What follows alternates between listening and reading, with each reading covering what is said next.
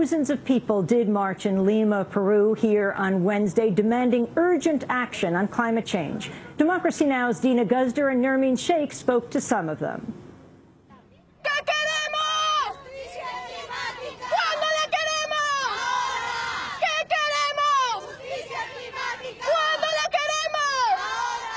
I'm Robert, I'm from Uganda. I work with an environmental NGO, and what we are doing now here is sending a message to the COP that we need climate justice now. We need commitments now. Climate change is affecting the development, is affecting the landscapes, is affecting food security, and manifestations already there. People are trying to survive in hard conditions. Poverty levels are growing up because people cannot cope up with this changing weather. The developed nations, the way they developed was they polluted the environment because they are industrialized countries. And when they polluted the environment, they were on their course to development. So what we are telling them now is to reduce their development models, turn to clean energy, follow the commitments they agreed on, reducing greenhouse gases, and also put finances and technology for countries also to achieve the level of development they also did. My name is Tetet Lauron. I'm from Ibon International and I'm from the Philippines. Well, you know, we've been hearing message of sympathy from everyone here at the COP. But right now, at the moment, we're saying that we've had enough of this sympathy, and what we need now is genuine solidarity. This is the third COP where the Philippines has been the center of attention because of the super typhoons that has been hitting our country during the time of these climate meetings. So I suppose, you know, the Philippines is the poster child for all climate disasters. But what I'm saying is, it's the Philippines now, but you know, we're just representative of many other vulnerable communities, many other drowning people and drowning communities, but more importantly, many other communities all over the world who are fighting for meaningful solutions to climate change.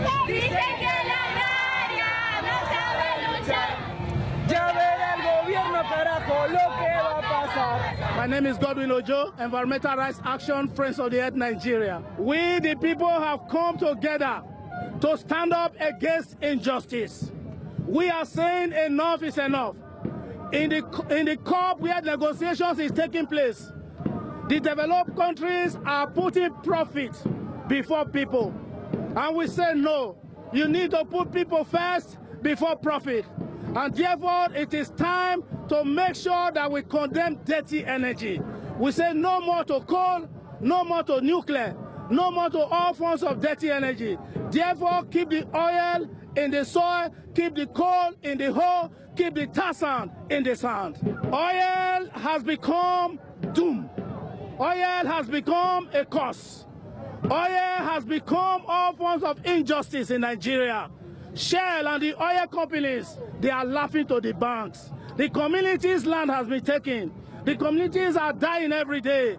They are crying to the hospital. They are crying to mortuaries. This is why we say enough of it, this injustice. And therefore, oil companies, Shell, they have no part in this COP. We kick them out of this COP. We kick them out of the economy, the future economy of Nigeria. And we kick them out of a sustainable energy future. My name's Alison Fleming and I'm from Canberra in Australia. What does your sign say? My sign says, Abbott, you're an old fossil. As many of you are aware, Australia has just been named the worst industrial nation. We have dropped 21 positions since the last conference of the parties, and it's directly related to the fact that the carbon tax has been reversed. We wanted to come out today and say that not all Australians support the action of the Australian government. There are many, many Australians that believe in action for climate change and action now. And how has climate change affected Australia in particular? Climatic variation is really noticeable. Within 1 week we can have snowstorms to bushfires, and in different parts of the country we'll have flooding. So farmers are finding that climatic conditions are very hard to know when to plant, how to plant. There's huge variation, it's just destroying whole crops for entire years. My name is Dipti Bhatnagar with Friends of the Earth International, Climate Justice and Energy Coordinator from Mozambique. We are in desperate need of building our climate justice movement, demanding climate justice. We have a planetary emergency. We have millions that are already affected by climate change, and the situation is only going to get much worse. We are here observing the UN climate change negotiations, but we are here because we want to build with the Peruvian and the Latin American movements. We want to build the climate justice movement. We want to also continue to challenge, right? We want to name and shame those who are really responsible. And who are those who are responsible?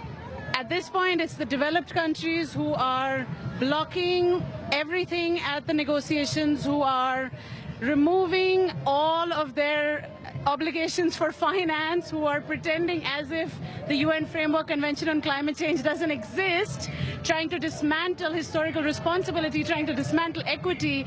And we're here to fight back and say, sorry, you absolutely cannot do that. We are watching, the world is watching, civil society is watching, and we're going to fight back. U.S. Secretary of State John Kerry is supposed to speak at the climate change conference. What would your message be to him if you could sit down at the table with him? Take your responsibility. Stop running away from your responsibility. Stop trying to damage historical responsibility. Stop trying to undermine equity. Bring the finance, do the emission cuts, and whatever the latest US-China declaration has been is pitiful. It's a drop in the ocean compared to what the U.S. should be doing to reduce emissions. And my name is Elizabeth May. I'm the leader of the Green Party of Canada. I am a member of Parliament for the riding of Saanich and the Gulf Islands, and I'm the only opposition member of Parliament from Canada attending the Conference of the Parties due to the anti-climate bias of our Prime Minister. No opposition party members are allowed on our official delegation, so I'm here as an observer. I have been at every COP for a very long time. We know that at the next COP we're going to have to come to a conclusion at COP21. I was in Copenhagen for the disaster there, and we will have an election in Canada between now and COP in Paris. It's critical that Stephen Harper go. It's critical that MPs with a commitment to climate action are elected, but at least one of us has to know the thread of the negotiations so that we can work together to forge a much stronger climate treaty than anything that's currently being negotiated here.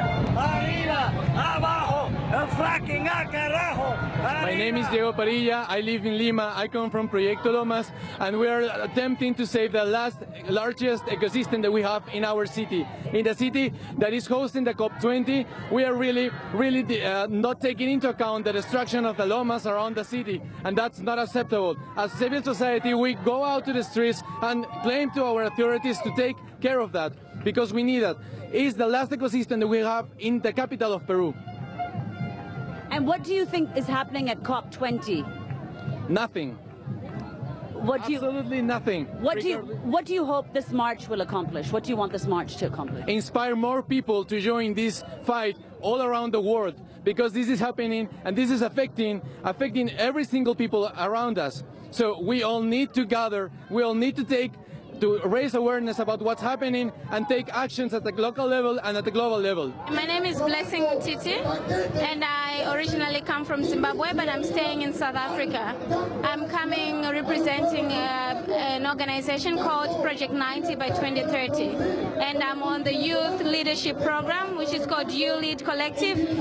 My message to the climate negotiators is they should remember to consider and to consider intergenerational equity in all the negotiations that are going to happen.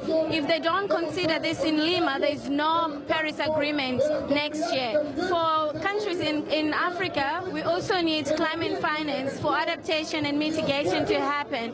So there's no just transition if we do not finance the climate change impacts that are actually happening, because there's already enough carbon dioxide in the atmosphere that is causing tremendous climate change impacts on Africa. And yet, African nations, they do not have any resources to adapt and to mitigate for climate change. Compañeras, compañeros, es un honor para nosotros compartir este momento histórico con ustedes. My name is Matro Awayakapi. People know me as Tom Goldtooth, Director of the Indigenous Environmental Network from Minnesota, United States. And one of the things that we're also doing is creating a new paradigm from the corporate takeover of nature, the privatization of nature, and educating people of the world that we need to create a recognition of earth jurisprudence, the rights of nature. Only that in our mentality and our spirituality ecology and our connection to Mother Earth is one of the things that are going to turn this around and to mobilize what we have done in the North by forming alliances like the Climate Justice Alliance and forming a voice for the people on the front lines of struggle. This is the largest gathering I hear march in Peru's history. We're going to build this momentum and take it to Paris and where people will organize throughout the world. This is something where indigenous peoples are rising, social movements are rising, women are rising for the future of our children. Long live the indigenous peoples, long live Peru, long live our women, long live the social movements, long live the workers, long live the right of the water of life.